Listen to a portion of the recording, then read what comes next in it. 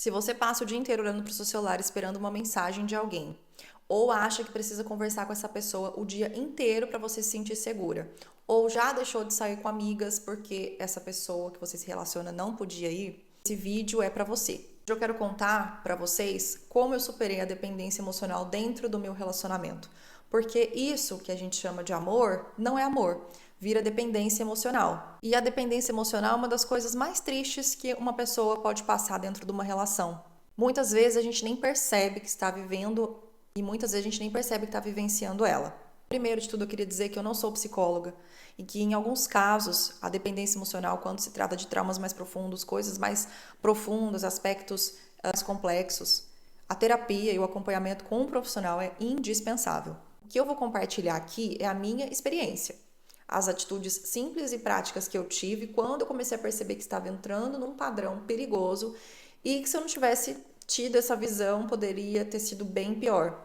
Porque, como eu disse no começo do vídeo, a dependência emocional ela começa de forma sutil e ela vai crescendo sem você perceber. No momento que ela já está num aspecto extremamente profundo, é aí que você, de repente fala, nossa, eu perdi o controle de toda a situação. Então, antes que chegue neste ponto, se você se identificar aqui com alguns desses aspectos, vou trazer, então, essas atitudes, o que você pode fazer para conseguir melhorar, curar a sua dependência emocional num relacionamento afetivo. A dependência emocional, geralmente, ela nasce de uma falta sua.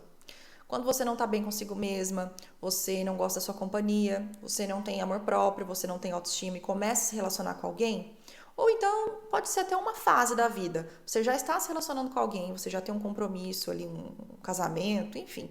E aí você está passando por um período de fragilidade, se você não está se sentindo confortável com o seu corpo, você está se sentindo para baixo, e aí você passa a se abandonar. É aí que a dependência ela começa a se instalar, porque a gente joga toda a responsabilidade de amor próprio, de se sentir bonita e amada no outro. A gente espera validação, a gente espera que o outro pare a vida dele para nos dar toda a atenção do mundo. A gente espera que a outra parte passe 24 horas do dia praticamente com a gente. Não saia mais com os amigos, não saia com as amigas, responda a gente imediatamente. Então, se você tem a resposta ali rapidinho, você se sente amada.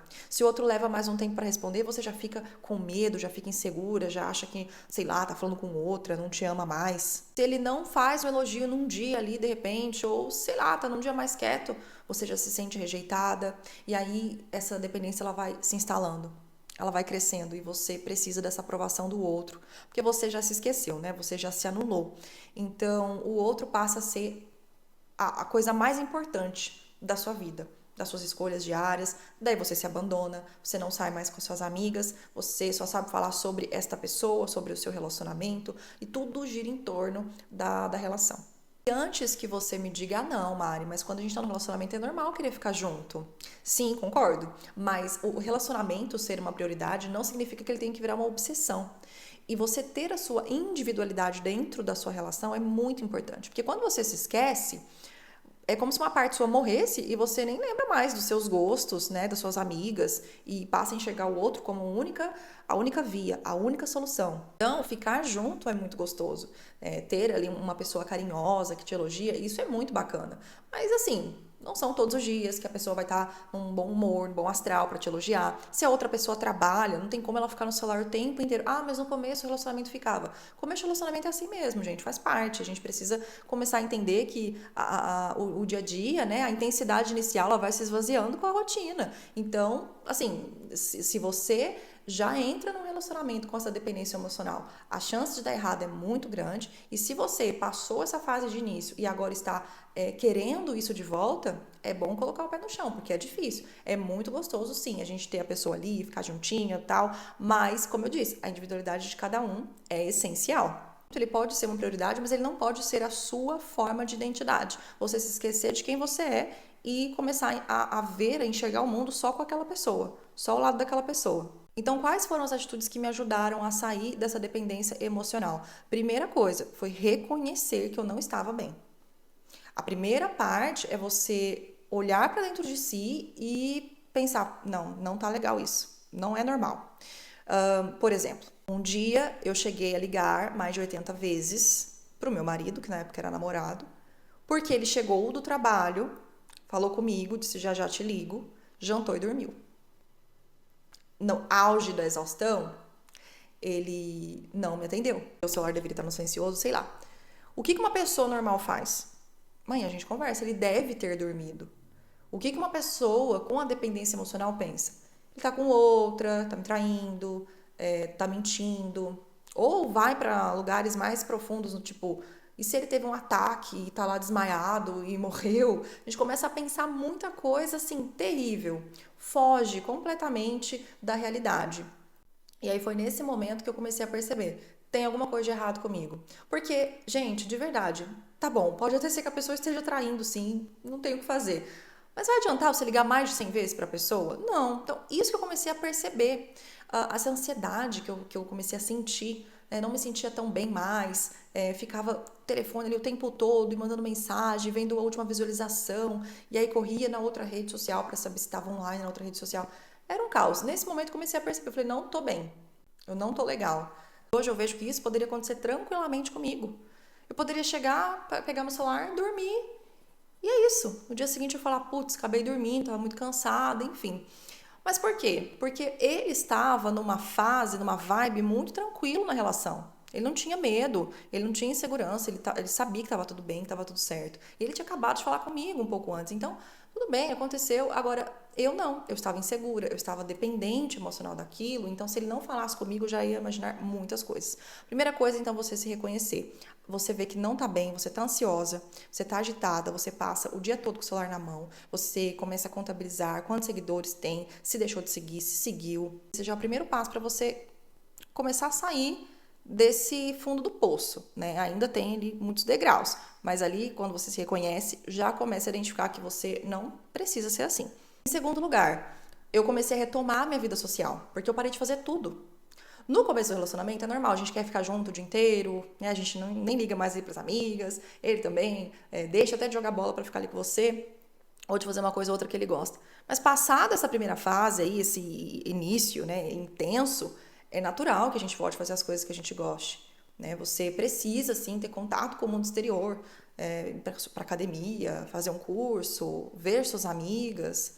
E detalhe, tá? Quando você for encontrar com suas amigas, não fique falando do seu relacionamento, não. Fale sobre outras coisas, pergunte como é que está a vida profissional delas, fale sobre as suas conquistas recentes. Desvincule um pouco esse foco que você tem ali no outro.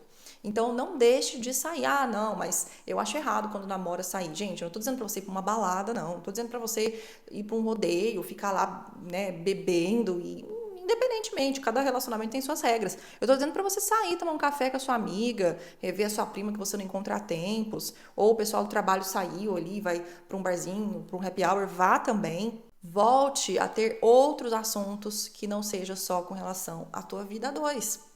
Isso aqui a maioria dos homens faz tranquilamente. O homem não deixa de jogar bola, o homem não deixa de ir em churrasco, o homem não deixa de encontrar os amigos. Ele não para de fazer as coisas dele. A maior parte de quem faz isso, infelizmente, ainda é a mulher.